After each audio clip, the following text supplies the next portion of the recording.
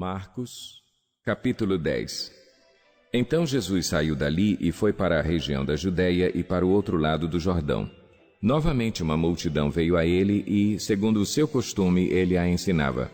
Alguns fariseus aproximaram-se dele para pô-lo à prova, perguntando: é permitido ao homem divorciar-se de sua mulher?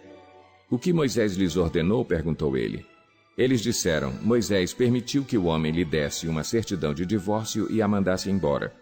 Respondeu Jesus: Moisés escreveu essa lei por causa da dureza do coração de vocês. Mas no princípio da criação, Deus os fez homem e mulher. Por esta razão, o homem deixará pai e mãe e se unirá à sua mulher, e os dois se tornarão uma só carne.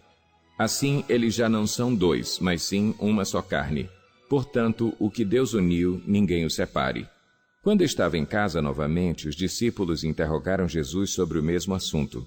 Ele respondeu: todo aquele que se divorciar de sua mulher e se casar com outra mulher, estará cometendo adultério contra ela. E se ela se divorciar de seu marido e se casar com outro homem, estará cometendo adultério.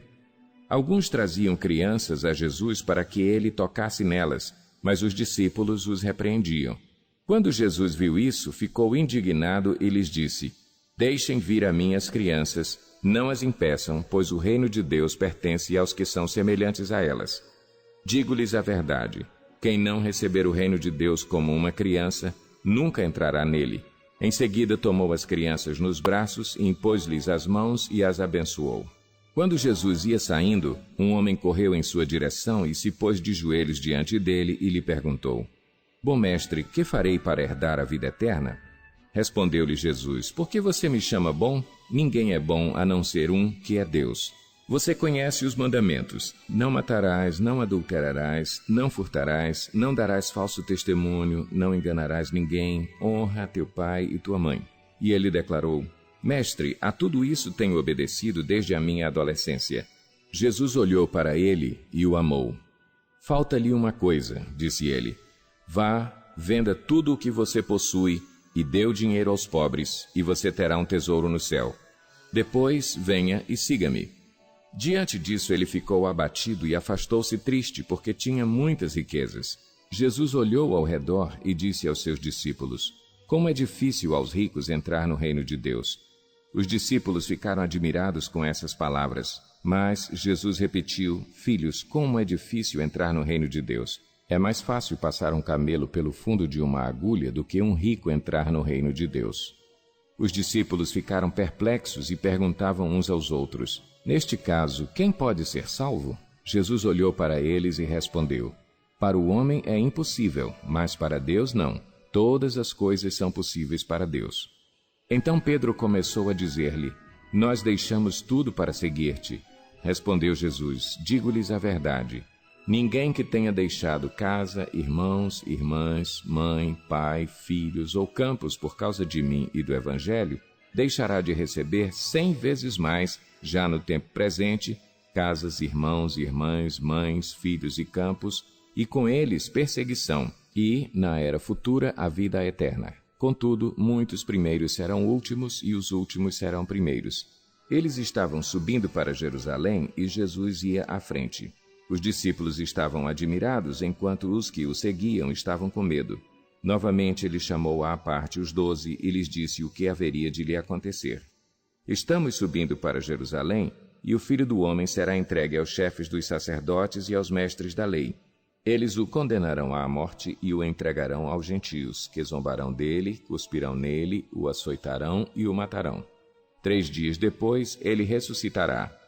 Nisso, Tiago e João, filhos de Zebedeu, aproximaram-se dele e disseram: mestre, queremos que nos faças o que vamos te pedir.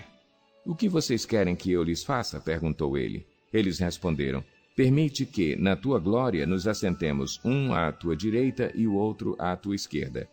Disse-lhe Jesus: vocês não sabem o que estão pedindo. Podem vocês beber o cálice que eu estou bebendo, ou ser batizados com o batismo com que estou sendo batizado? Podemos, responderam eles. Jesus lhes disse: vocês beberão o cálice que estou bebendo e serão batizados com o batismo com que estou sendo batizado. Mas o assentar-se à minha direita ou à minha esquerda não cabe a mim conceder. Esses lugares pertencem àqueles para quem foram preparados. Quando os outros 10 ouviram essas coisas, ficaram indignados com Tiago e João. Jesus os chamou e disse: Vocês sabem que aqueles que são considerados governantes das nações as dominam e as pessoas importantes exercem poder sobre elas. Não será assim entre vocês. Ao contrário, quem quiser tornar-se importante entre vocês deverá ser servo.